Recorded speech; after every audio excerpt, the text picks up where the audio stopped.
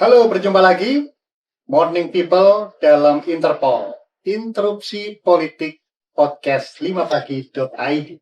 Secara khusus temanya pas sekali, Interpol, Interupsi Politik. Kita akan menginterupsi setelah kemarin banyak bicara tentang pemilu, tentang politik yang sangat melelahkan. Sekarang kita mau jeda sejenak, kita akan bicara dengan isu-isu bisnis, bagaimana ekonomi Indonesia ke depan, dari sisi bisnis transportasi, bisnis keuangan, bisnis saham, bisnis dunia wisata, dan sebagainya. Dan narasumbernya sangat tepat, praktisi bisnis, praktisi transportasi, Ibu Eka Sari Lorena. Apa kabar, Bu Eka? Jadi udah lama nggak ketemu, makin sehat, makin energik, makin stylish, makin menginspirasi. Amin. Thank you so much. Memberikan sharing kepada banyak orang.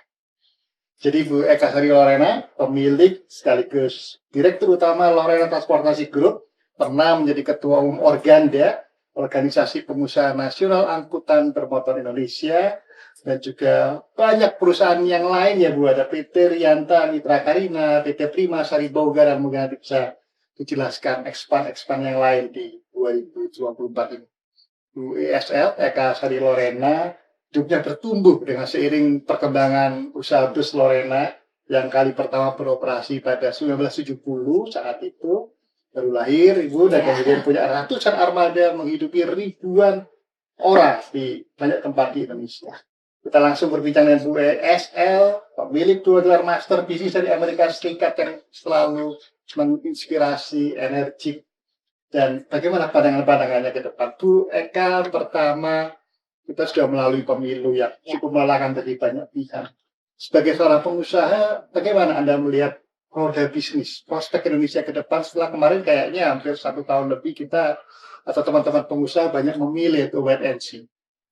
Pertama-tama saya sama pribadi dan keluarga besar Lorena Group ya, kembali nih mengucapkan selamat nih kepada Pak Prabowo yang sudah terpilih menjadi Presiden Republik Indonesia ya periode 2024 dan kedepannya. Tentunya saya berdoa beliau sehat-sehat, diberikan hikmat sehingga bisa memimpin bangsa ini menjadi bangsa yang lebih dahsyat lagi, luar biasa, dan masyarakatnya, rakyatnya lebih makmur ya Pak ya. Dan kalau kita berbicara dengan usainya pemilu ini, ya saya pribadi pun dengan grup kami ya, kami juga cukup bersukacita ya. Kenapa? Karena pemilu ini berjalan dengan baik, ya sudah terpilih presiden, dan tentunya kami juga menunggu ya kebijakan-kebijakan yang positif, yang tentunya khususnya kami juga berharap itu signifikan kepada perusahaan transportasi dan logistik, karena waktu saya ketua umum Dewan Pimpinan Pusat Organda se-Indonesia, anggota saya waktu itu 1,5 juta ya, Mas Jojo ya. Ada di seluruh provinsi, di tier 2-nya ada 450, di bawahnya lagi ada 550. Jadi kalau saya keliling kantor tuh luar biasa, 1 tahun tuh nggak habis-habis gitu, saking besarnya. Dan itu waktu itu angkutan kami itu Organda itu pada masa kepemimpinan saya itu angkutan antar kota, antar provinsi, dalam kota, antar kota dalam provinsi, angkutan pedesaan, pelabuhan, angkutan penumpang, angkutan barang, ya sampai juga angkutan alat berat lainnya. Jadi waktu itu saya belajar banyak sekali, dan di situ semakin menyadarkan saya bahwa seperti yang selalu saya katakan bahwa transportasi dan logistik itu seperti darah. Kalau darahnya tidak sehat, darahnya tidak dapat input asupan nutrisi yang benar, ya, dan juga tidak diajak berolahraga secara pas, nanti masalahnya pasti banyak. Begitu, bisa kena stroke, kena jantung dan lain-lain. Seluruh tubuh jadi loyo. Seluruh tubuh jadi loyo. Iya. Tapi orang sering mengatakan, si Mbak Eka ini ngomong gitu karena itu bisnisnya. Tapi tidak usah dengar kata saya. Kita lihat aja ya, negara-negara yang maju itu pasti transportasi dan logistiknya itu efisien, dan pasti mereka mendesain itu dengan sangat baik, tidak mengedepankan tata ruang itu dibangun berdasarkan bagaimana mobilitas orang dan barang itu terjadi, dan tidak ada bisnis yang tidak bisa sukses kalau transportasi dan logistiknya itu tidak baik. Nah, kembali lagi tadi ke pertanyaan soal pemilu, ya kami sih menyambut baik ya, semuanya berjalan dengan baik. Kalau dibilang kemarin kami juga wait and see, sebenarnya tidak semuanya seperti itu. The show must go on ya, tetap harus berjalan karena impact dari pandemi itu belumlah membuat semuanya kembali seperti sedia kala. Walaupun kami juga secara grup sudah juga memahami belum tentu akan bisa seperti dahulu lagi. Artinya kita mesti kreatif. Kalau kita bilang tuh PO di tempat kita, bukan PO Lorena. Asal kita kan PO Lorena.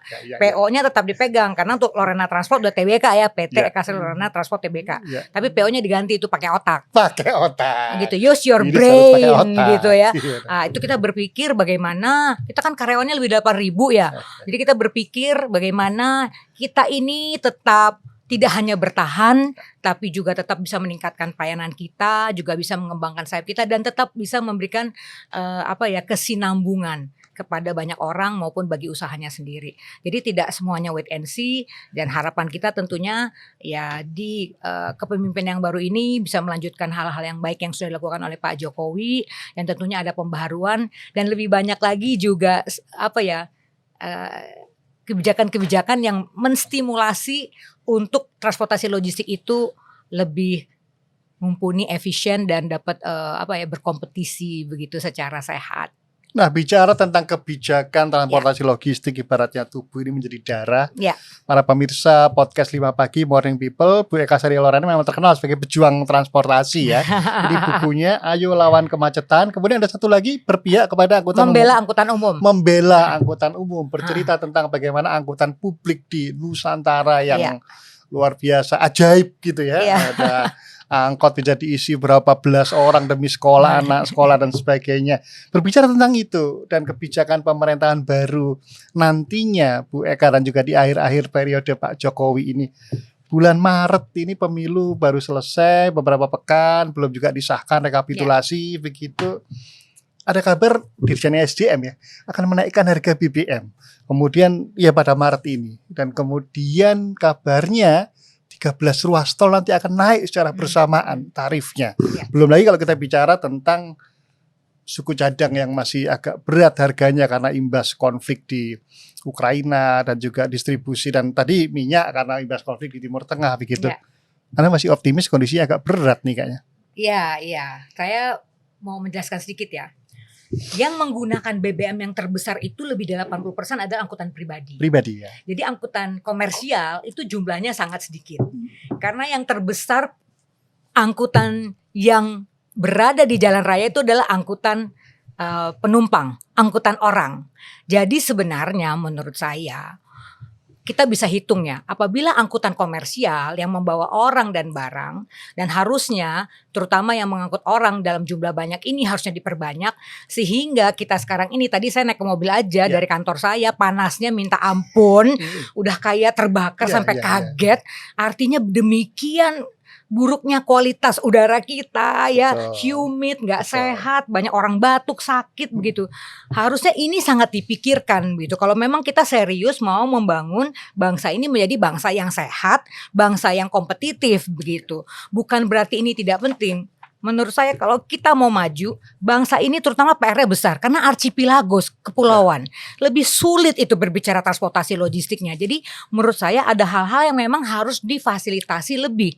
Jadi kalau dinaikkan misalnya BBM, spare part untuk komersial, dan juga untuk hal-hal lainnya tol untuk komersial, itu nanti multiplier impact-nya itu besar. Dan saya yakin pengusaha angkutan ini belum berani tentunya menaikkan biaya-biaya karena keadaan belum kembali normal. Nanti akhirnya terjadi kanibalisme. Kalau dilihat sekarang banyak kecelakaan bus kan ya, itu pasti karena dia nggak bisa beli spare part baru. Ya mereka tapi harus tetap beroperasi begitu. Jangan disalahkan gitu aja, kamu nggak benar bawanya. Harus dilihat lebih mendalam. Kenapa itu terjadi? Apa penyebabnya? Begitu kalau menyalahkan orang, anak saya umur 2 tahun juga bisa menyalahkan orang seperti itu. But we are grown ups gitu. This is a big country. Saya sangat bangga jadi orang Indonesia dan banyak orang cerdas di negara ini. Jadi mesti dilihat gitu. Kalau jumlahnya tidak banyak, kenapa mereka harus dinaikkan? Begitu kan, ini banyak orang pintar. Saya diundang untuk ngitung bareng aja saya mau. Saya kasih cuma-cuma Pak, kita hitung bareng. Dan saya nggak ada keinginan mau jadi pejabat, nggak pengen masuk politik. Saya tidak ada program seperti itu. Hanya menurut saya gini loh, negara ini negara hebat, terbesar di ASEAN. Harusnya kita itu banyak bisa lebih baik daripada negara-negara ASEAN lainnya, termasuk transportasi dan Maksud logistik Ibu kita. ada subsidi atau treatment yang berbeda untuk Sebenarnya nggak usah untuk subsidi, pajaknya yang lain naik, kita nggak usah naik, Oke. begitu kan ya. BBM yang lainnya naik, BBM untuk kendaraan komersial tidak usah naik, begitu ya. Tol yang orang naik tidak usah dinaikkan, begitu. Ya, tapi ini kalau memang serius Iya. serius begitu, mau menolong, karena gini. Ini dikasih susu gratis, Ya. dikasih pendidikan gratis, dikasih misalnya makan siang gratis. Oke, bawa barangnya tuh pakai apa? Gimana bisa gratis kalau logistiknya aja nggak sampai ke sana, transportasinya aja nggak sampai ke sana, transportasinya mahal. Artinya kan biaya yang harus ditanggung pemerintah dengan biaya ini naik, logistik ini naik, lebih tinggi lagi gitu. Dan akhirnya impactnya juga banyak yang negatif. Banyak menurut saya perusahaan yang nanti bisa gulung tikar. Yang sekarang ada saja perusahaan transportasi ini sudah berkurang hampir 50%. Yang bertahan itu karena pandemi. Iya, karena pandemi. Yang ada itu adalah kebanyakan perusahaan-perusahaan lama. Yang masih punya tabungan. Jadi kita mantap makan tabungan. Begitu ya. Jadi mantap beneran lah hidup kita gitu. Tapi maksudnya ya fair lah, dulu kita cari duit, kita punya duit ya, waktunya lagi susah ya kita ambillah tabungan kita. Tapi kan sebenarnya sebagai usaha tidak bisa seperti itu, Pak. Nggak sehat. Ini karena perusahaan transportasi masih belum boleh masuk investor dari asing. Betul. Kalau masuk sudah mati. Dan kalau transportasi itu juga dikuasai asing, waduh, mantap sekali itu sampai di mana-mana begitu. Jadi saya sangat support yang namanya investasi dari luar, tapi tentunya kita juga melindungi kepentingan Industri strategis publik, harus untuk anak bangsa. Iya, untuk bangsa. Dan ini kita berbicara banyak orang-orang yang hidupnya juga yang yang memang perlu dibantu lah, yang kebanyakan menggunakan angkutan jalan raya ini. Jadi kalau boleh kita luruskan, ketika pengusaha bisnis transportasi logistik ini katakanlah meminta treatment khusus, ini harga tarif tol harus berbeda antara plat kuning dengan yang mobil pribadi, kemudian BBM juga harus berbeda harganya. Ini bukan karena manja, tapi karena multiplier efeknya nanti harga tiketnya juga dibebankan ke masyarakat juga. Iya, karena kan kita nggak ada APBN dan APBD ya Pak. Kalau BUMN itu semua kan dapat APBN, APBD gitu. Itu kan lain cerita. Betul. Kita kan ya harus cari duit sendiri gitu. No ya. budget, you make your own money, you find your own budget gitu. You do your business accordingly. Kalau enggak ya still of you lah gitulah ya. I'm sorry lah gitu. harus tutup perusahaan. Betul. Jadi sebenarnya tidak manja. Pengusaha itu nggak manja Pak. Kalau manja tuh nggak jadi pengusaha. Kalau manja nggak bisa manja. Jatuh bangun 3 tahun COVID masih eksis. Ya. Itu manja, saya pusing Pak. Sampai rambut saya rontok dikit waktu COVID. Bingung mesti ngapain lagi. Tapi maksudnya but we have to stay strong gitu loh. Harus tetap berpikir positif. Harus berpikir gimana kita bisa keluar dari masalah ini. Kalau dibantu puji Tuhan. Nggak dibantu ya kita berpikir gimana caranya gitu. Tapi jangan juga dilepaskan sendiri. Terlepas dari apapun, yang namanya fighter itu untuk menggerakkan bisnis itu adalah pengusaha. The government is facilitator. The policy maker. Iya. Kita adalah the one who move forward gitu. Sampai hari ini Pak, pengusaha di Indonesia belum sampai 3%. Di China above 14%. Bayangin Pak, negara ini 1,3 miliar. Terus pengusahanya lebih dari 14%. Kita 300 juta lah hampir. Itu pengusahanya cuma 2%. Ibaratnya kalau bus Pak, Cina itu udah busnya gede, bannya gede-gede dan gemuk-gemuk, larinya cepet. Kita ibaratnya bus, bannya kecil-kecil dan sedikit. Gimana kita mau fight begitu. Dan jangan lupa Indonesia ini sudah menjadi target orang untuk masuk ke Indonesia. Kalau kitanya juga tidak maksudnya mampu bersaing, ya kitanya juga akhirnya jadi penonton gitu. Masa keluarga kita perang untuk kemerdekaan suruh nonton orang lain menguasai Indonesia gitu. We can collaborate of course, tapi jangan sampai kita juga tidak menjadi pemain yang signifikan di bangsa ini gitu. Ya betul sekali Bu. Jadi teman-teman sudah jatuh bangun, sudah pengusaha ini kan luar biasa dengan segala macam kondisi yang dihadapi pasca pandemi. Ngomong-ngomong tadi soal inovasi dari tahun 70 sampai sekarang. Apalagi yang akan dilakukan oleh Lorena Group? Kabarnya main mobil listrik juga nih. Iya kita main listrik. Bisnis mulai ke listrik ya, kendaraan listrik ya, karena kita melihat ada opportunity di sana. Walaupun PR-nya masih besar ya, karena kalau kita berbicara jarak jauh, di mana tempat chargernya gitu, supportingnya ada apa tidak begitu. Kita boleh punya ide bagus, tapi kita juga harus Pak ya, harus Realistis, ya. mendalami dan realistis ke depannya seperti apa. Kembali lagi tuh hubungannya dengan logistik. Ya. Ya, kalau ada apa-apa, distribusi ininya apa, tempat ininya apa, kalau ada kendalanya gimana menyelesaikannya di lapangan begitu. Salah satu juga itu menjadi masalah kenapa banyak merek-merek kendaraan umum asing seperti Scania Betul. ataupun yang lain-lain tidak sukses di Indonesia karena dia tidak bisa mengembangkan support logistiknya di daerah-daerah lain. Sehingga kan kalau ada rusak tiba-tiba lagi di tengah hutan gimana Pak? Tapi kalau merek tertentu yang sudah lama dan memang mereka sistem distribusi logistiknya benar, ya procurementnya benar, ya mereka tetap bisa bermain dan bertahan dan malah mengembangkan usahanya begitu. Jadi ini nanti otomatis dengan berbagai inovasi ini akan membuat saham LRNA makin gurih kayaknya. Iya. Tapi Kayak tahun lalu juga cukup bagus ya, cepat menyentuh 300 per lembar saham. Iya. Dan ya kita juga berusaha sekarang kita juga melayani perusahaan-perusahaan langsung, begitu servis kebutuhan mereka, kebutuhan kantor mereka dan lain-lain. Jadi kita harus kreatif ya Pak ya, harus kreatif dan kita juga mengembangkan usaha ke properti dan lain-lain yang bisa mendukung begitu Pak. Tapi kalau untuk buat sepatu kita masih nggak mengerti begitu ya. So kita melakukan usaha yang memang saling mendukung, saling bisa komplementer, saling melengkapi. Jadi menjadi ekosistem yang baik begitu, ekosistem yang baik. Oke.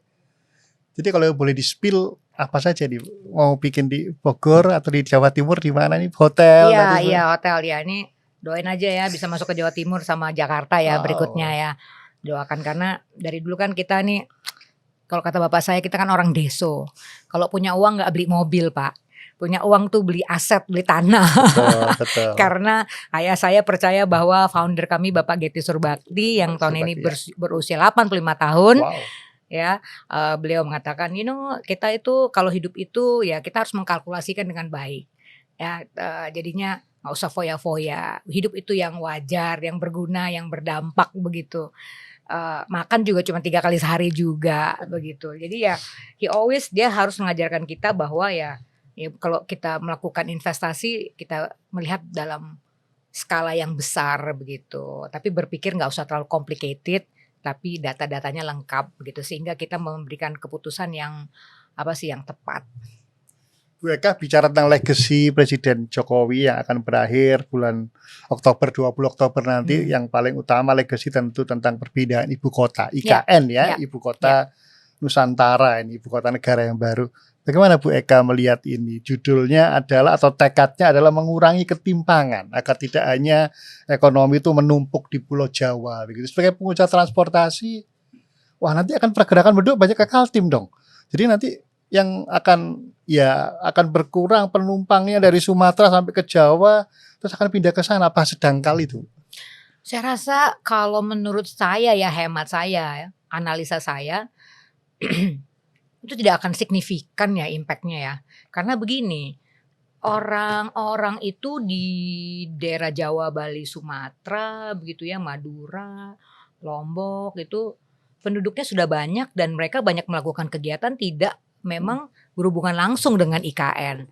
Jadi kalau misalnya ada pindah, itu pun saya yakin pindahnya berkala ya. Betul. Nah, sambil berkala itu kan kita juga mempelajari market ya. Apalagi yang bisa kita lakukan. Yang tadi itu mesti PO itu loh. Pakai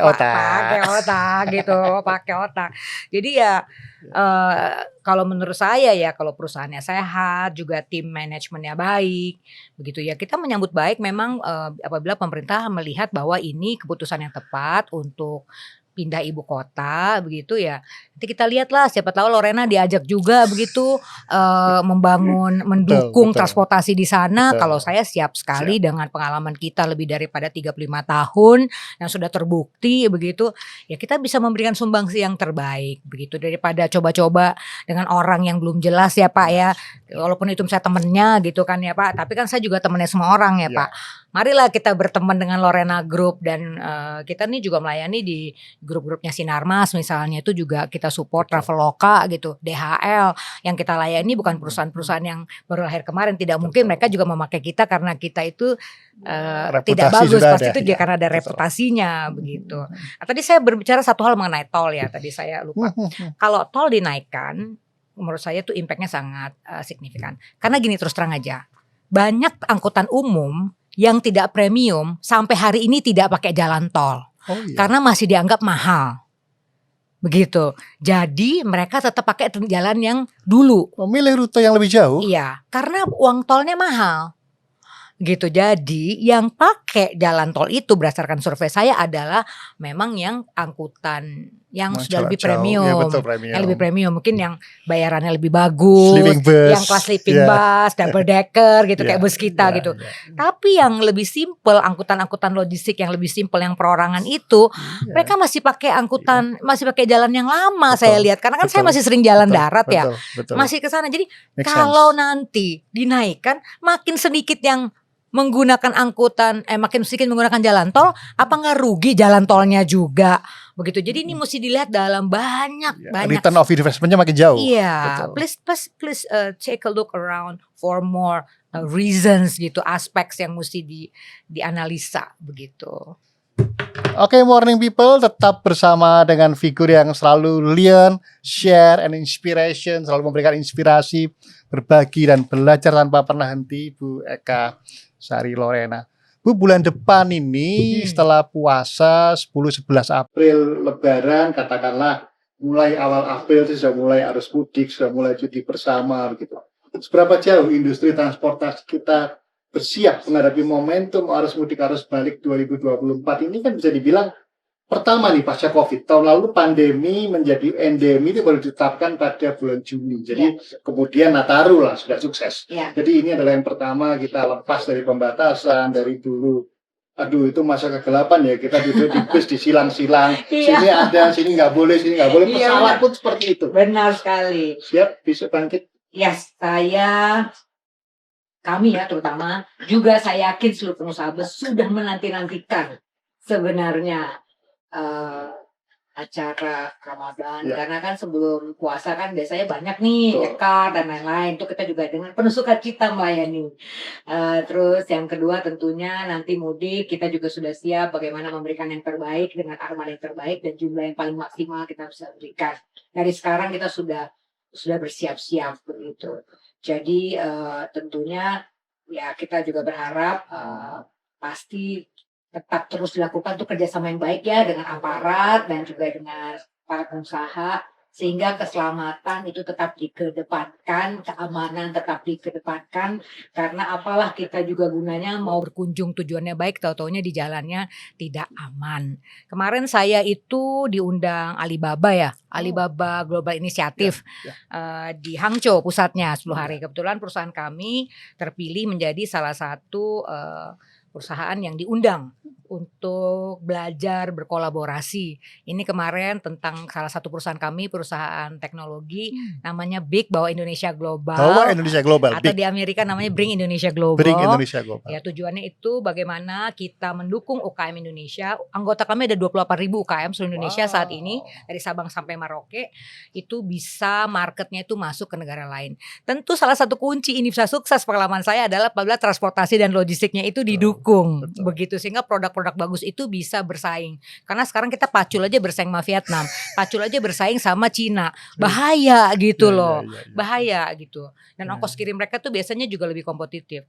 So, saya percaya bahwa saya lihat waktu saya di China itu bagaimana pemerintahannya itu, ya saya lihat langsung itu sangat mendukung perusahaan-perusahaan yang memang yang banyak mendukung lagi orang dalam jumlah banyak, terutama transportasi dan logistiknya. Kalau infrastruktur mereka nggak usah dibicarakan lah ya. Tapi saya lihat policy kebijakan walaupun spare partnya dan lain-lain itu mereka sangat mengedepankan. Dan saya rasa kita kan punya hubungan baik dengan China, kita bisa juga lebih belajar lagi dari mereka.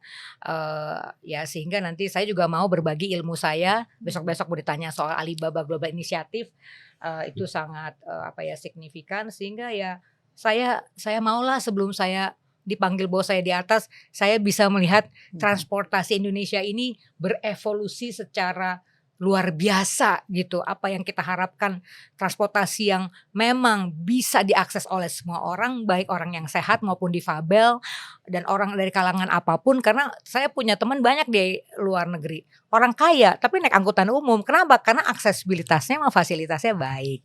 Walaupun sekarang saya lihat di sini juga saya happy ya, bisa naik MRT, naik busway itu bagus begitu. Jadi sekali-sekali saya juga sering naik juga sih. Karena tapi sekarang saya kalau pergi tuh keluar daerah dan di daerah tidak ada MRT, tidak ada busway. Tapi menurut saya inilah yang saya harapkan di pemerintahan yang baru ada namanya hal-hal yang sudah bagus dilakukan Pak Jokowi bisa lebih Dilanjutkan. lagi diperdalam untuk bagaimana pergerakan orang dan barang ini membuat negara ini lebih kompetitif. Karena apapun industri kita, apapun kegiatan kita, apakah soal mau kasih pendidikan gratis, makan siang gratis, susu gratis, itu membutuhkan support Ya. dari logistik dan Betul. transportasi agar itu menjadi sebuah program yang efisien, efektif dan mencapai target seperti yang diharapkan. Tidak ada konektivitas kalau nggak ada logistik itu ya. Iya, kita dari lahir sampai meninggal tuh memerlukan transportasi dan Memerlukan logistik loh. Kita nggak transportasi. usah jalan sendiri mayatnya ke sana kalau kita dipanggil yang maha kuasa ya. Atau kita lahir juga betul. tetap membutuhkan transportasi. So, dari lahir sampai meninggal kita tetap membutuhkan transportasi dan logistik. Jadi Bu Eka sekarang selain mengurus transportasi, logistik, sekarang judulnya juga menaik kelaskan UMKM di Indonesia. Iya, UKM, menaik kelaskan UKM. Jadi saya banyak sekali traveling ya. Saya tadi baru bilang sampai ke Anambas nih, saya mau ke Kalimantan Utara, mau masuk lagi ke Ambon lagi, ke daerah-daerah lain. Bidang apa saja itu mereka yang banyak? Kita fokusnya ke produk-produk UKM yang 3F. Kalau 4F jadi F dongnya kayak film Meteor Garden. 3F itu food, makanan yang siap saji, fashion. Seterusnya ke berikutnya adalah furniture atau in living, kebutuhan-kebutuhan rumah. Jadi kalau ada yang teman-teman yang mendengarkan ini punya produk bagus, iya kirim email saja ke maksudnya bawain.co.id. Nanti bisa kita lakukan visual kurasi gratis. Bawain deh, IND, bawain, tapi pakai D, bawain.co.id. Kirimkan foto produknya, kirimkan barangnya, namanya, alamatnya, nanti kita kasih kurasi gratis. Karena kalau kurasi dengan perusahaan enabler itu satu SKU tuh 3,8 juta, dan saya rasa untuk UKM itu dikurasi dengan biaya segitu memberatkan. Tapi tujuan kami adalah bagaimana UKM ini play a bigger role gitu in our economy. Yang lebih mahal ini ya mentoring, kurasi membesarkan mereka. Iya. Yang mahal tuh kalau kita memberikan kurasi itu mahal itu. Karena kurasi itu harus ngerti produk, harus ngerti market, harus ngerti desain dan juga economy value. Terima kasih banyak inspirasinya, pelajarannya, sekalian share and inspiration dari Bu Eka Sari Lorena. Kita berharap Lebaran sukses, pemerintahan baru sukses, usaha-usaha menggerakkan UMKM, bring Indonesia global, bawa Indonesia global tadi sukses. Salam pakai otak Bu ya, PO kalau kita mau bisnis, kalau mau maju banyak hambatan harus PO. Terima kasih Bu Eka Sari Lorena. Sampai jumpa, maju terus. 5. Salam 5 pagi.